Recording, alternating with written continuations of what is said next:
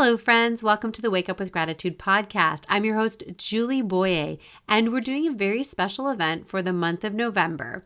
Every day, I'm sharing with you a different way to practice gratitude, as November is traditionally known as the month of gratitude. As we spend these last 10 days together, I encourage you to look back on what you've learned about gratitude this month and ask yourself, which of these gratitude practices do I want to incorporate into my life going forward? I do have a favor to ask. If you've been following along over the past few weeks and have gained something from these episodes, would you take a quick moment and give the show a rating? You can give the podcast a 5-star rating through the Apple Podcast app on your iPhone. Or if you're using Spotify, all you have to do is click right on the front screen of the podcast and give it a rating there as well. Thanks so much for taking time to rate the podcast. Now let's start today's gratitude episode. On day 29 of our 30 Ways to Practice Gratitude Challenge, we're going to give thanks for the people that we work with. What if we all took some time today to give thanks to the people that we share an office with or even a virtual office with? Often in the workplace, sharing our appreciation is something that isn't done that often. And when we hear words of appreciation from the people that we work with, it can impact our work in a very positive way.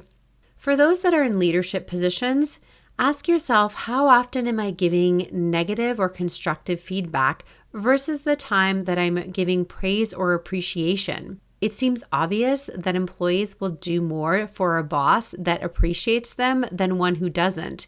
Yet this leadership style is still lacking in many corporate environments.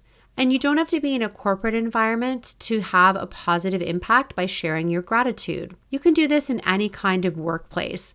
It can be as simple as thanking someone for a task that they do all the time, but perhaps goes unnoticed. I find that when we spend a little bit of time in gratitude and appreciation for people that we spend our days with, it can change the environment in which we work in just a short amount of time. Let's say you're struggling with your work right now and you don't enjoy your job. You may be searching for somewhere else to work. In the meantime, you can use some gratitude practices to help you get through your days.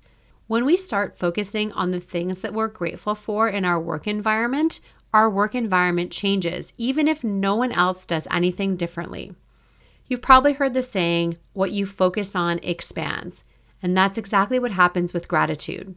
So right now, if you're stuck in a role that you're not enjoying or a job that you're doing just to pay the bills, each day I encourage you to find someone to be grateful for and express your gratitude to them either through a note, a text message, or in person. Whatever feels appropriate for your situation. You could also create a list of the things that you're grateful for about where you work while you're looking for new work.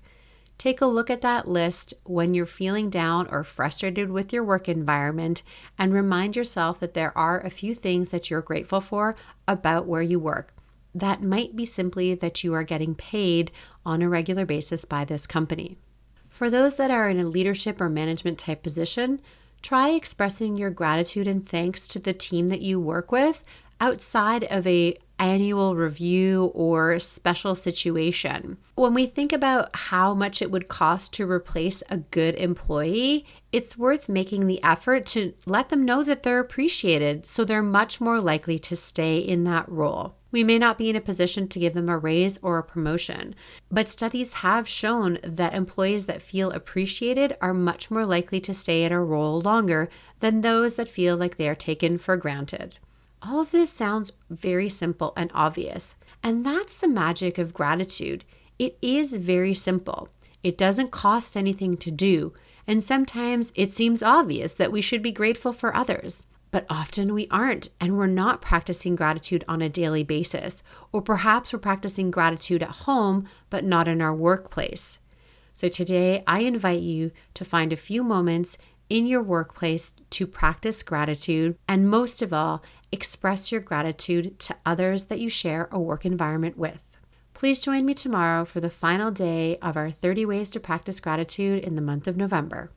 This concludes today's gratitude practice. Thanks for joining me, and I hope you take a moment to implement something you've learned today. I have a favor to ask. Would you mind rating and reviewing this podcast? It doesn't matter which podcast app you're using. Every rating helps other people to find this podcast and help them make their decision when choosing which podcast to listen to. I appreciate your support, friends, and I'm excited.